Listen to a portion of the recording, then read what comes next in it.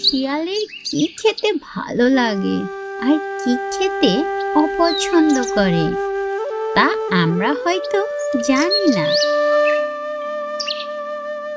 তবে একটা জিনিস নিয়ে আমাদের সন্দেহের অবসান হয়েছে।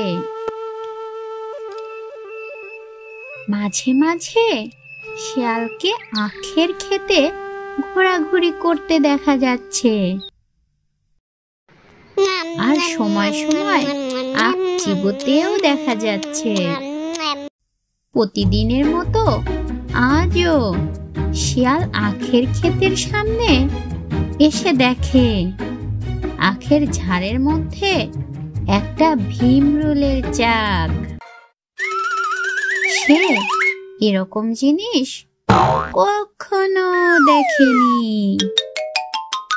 সে ভাবলো এটা বুঝি আখের ফল। আখের ফলটা কি দারুণ দেখতে, খেতে না জানি কতই মিষ্টি হবে। আজ তাহলে আখের রস আর খাচ্ছি না, আজ শুধু আখের ফল আর ফল খাবো। না, এখন আর বেশি কথা বাড়িয়ে লাভ নেই, এখন ফলটা পারি। এরপর শিয়াল আখের ফলটা পাড়ার চেষ্টা করলো। আরে এগুলো আবার কি?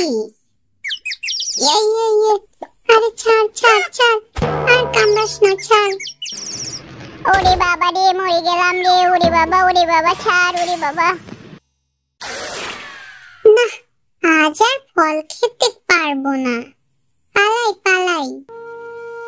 পরের দিন শিয়াল আর উঠতে পারল না, কারণ ভীমরুলের কামড়ে শিয়ালের খুব ব্যথা হয়েছে। কিছু জায়গা তো বেশ ফুলেও গেছে। আখের ক্ষেত তো রোজই যাই, তখন কিছু হয় না। ফল খেতে গিয়ে সমস্যাটা হলো। ঠিক আছে, খেতে যাব ফল, কিন্তু ফলে হাত না দিলেই হলো। ব্যথা কমতে না কমতেই শিয়াল মাঠের দিকে রওনা দিল।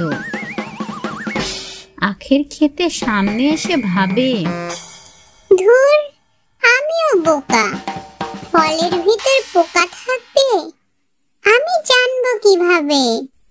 আইডিয়া! আমার মাথায় একটা বুদ্ধি এসেছে। আগে গাছটাকে নাড়িয়ে নিচে পোকাগুলোকে বের করে ফেলে পরে ফল খাবো। এখন যাই, ফলটাকে পারি। এই বলে শিয়াল আখের ক্ষেতের মধ্যে ঢুকলো। তারপর আখের গাছটাকে ধরে জোরে জোরে নাড়াতে লাগলো। আর শিয়াল যায় কত দূর! ভীমরুলের দল বেরিয়ে এসে শিয়ালকে আধমরা করে দিল।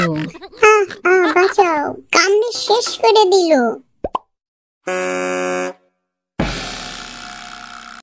আগেরবার আঙ্গুর ফলটাকেও খেতে পারলাম না, আর এখন আখের ফলটাও খেতে পারলাম না। ধুর, জীবনে আর ফলই খাবো না, সব ফলই টক। এরপর আর শিয়ালকে আখের খেতে দেখা যায়নি।